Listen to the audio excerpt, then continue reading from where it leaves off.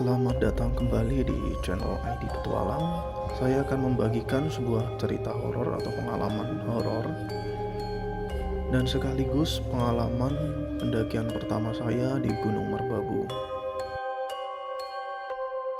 Kejadian ini dimulai pada tahun sekitar 2013 bulan Februari.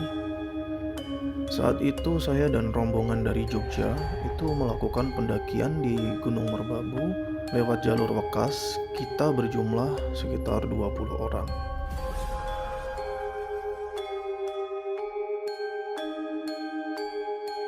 Pendakian hari pertama itu masih terbilang santai dan tidak ada kendala apapun. Kita terpaksa untuk mendirikan camp atau beristirahat di helipad karena di situ kita diterjang badai, hujan lebat, dan juga ada beberapa orang dari tim kami yang sudah tidak kuat atau sakit.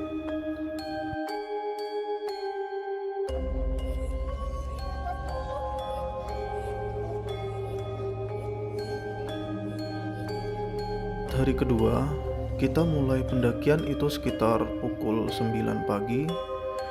Dari helipad kita langsung menuju puncak ke Kenteng Songo. Kita sampai ke puncak Kenteng Songo sekitar jam 11.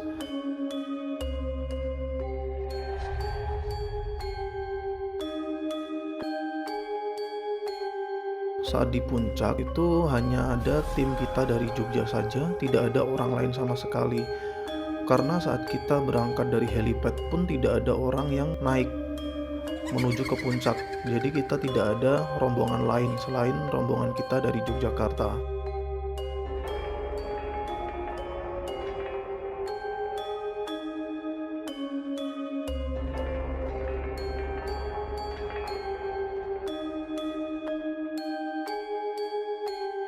Kemudian sekitar pukul 1 kita sudah mulai turun dari puncak untuk menuju base camp. Kita bagi menjadi dua kelompok di sini, kelompok 1 dan kelompok 2. Saat itu jarak antara kelompok 1 dan kelompok 2 lumayan cukup agak jauh.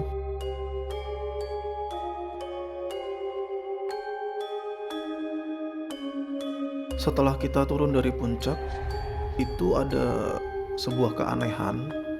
Sekitar kurang lebih 10 menitan setelah kita turun dari puncak, itu ada satu orang turun dari puncak sendiri. Saat itu saya masih ingat dia mengenakan raincoat kuning dan menutupi wajahnya dengan raincoat tersebut. Jadi wajahnya agak samar-samar, tidak terlalu terlihat.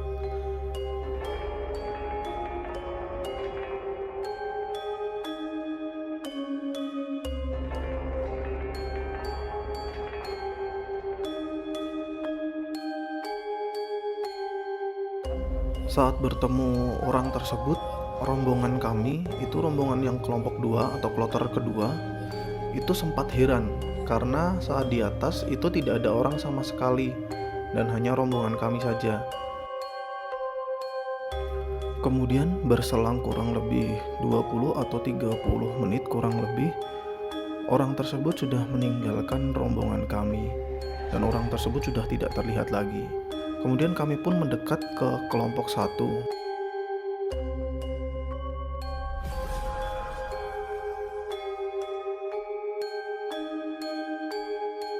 Kami pun bercerita bahwa kami bertemu satu orang yang turun dari puncak itu memakai raincoat kuning.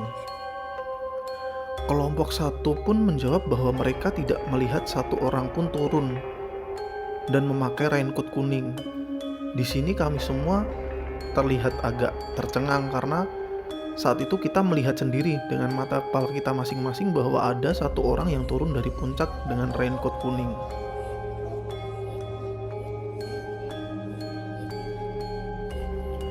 Akhirnya untuk kejanggalan kedua pun terjadi. Jadi salah satu orang dari kelompok kami itu pingsan dan dia tidak bisa melanjutkan perjalanan lagi untuk ke base camp. Kemudian kami putuskan untuk membagi kelompok lagi agar 3 orang itu menjaga satu orang tersebut di pos 3 sampai kondisinya membaik. Akhirnya kami 16 orang pun turun dari pos 3 sampai ke base camp.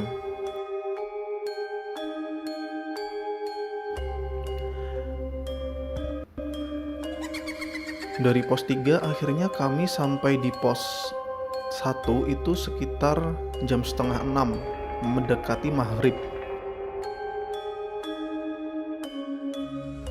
Saat itu kami putuskan untuk tetap berjalan karena posisi pos 1 sampai dengan base camp itu perkiraan hanya 1 jam dan hanya sebentar.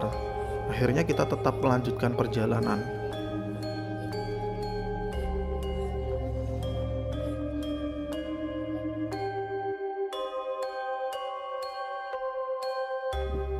Kita pun di sini sudah sempat was-was karena kita sudah berjalan kurang lebih 1 jam, akan tetapi kita sama sekali tidak melihat lampu-lampu rumah warga di base camp.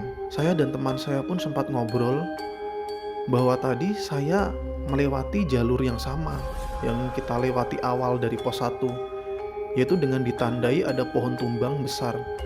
Dan teman saya itu pun mengiyakan bahwa dia juga merasakan bahwa dia melihat pohon tumbang itu sudah 2 kali kita lewati. Akhirnya 2 jam pun sudah berlalu, kita belum sampai ke base camp. Kemudian akhirnya yang ketiga kalinya itu baru rombongan kami sadar bahwa kami sudah melewati pohon tumbang tersebut itu sudah 3 kali. Dan perjalanan kita sudah kurang lebih 3 jam.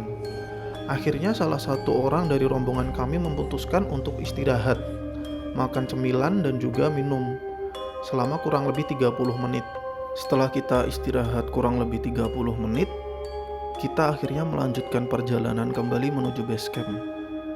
Dan alhamdulillah di sini kita sampai base camp itu sekitar kurang lebih benar 1 jam. Kita sampai base camp itu sekitar pukul 10.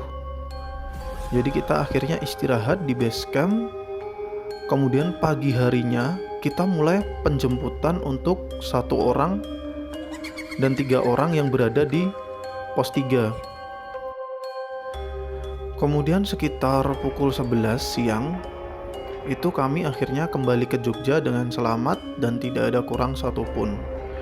Dari sini pelajaran yang bisa diambil, akhirnya saya setiap melakukan pendakian itu setiap maghrib itu kami harus berhenti atau saya harus berhenti. Paling tidak kita berhenti untuk makan cemilan ataupun istirahat sebentar menunggu azan maghrib tersebut selesai. Karena di situ pergantian dari terang ke gelap, jadi kita persiapan untuk jalan malam.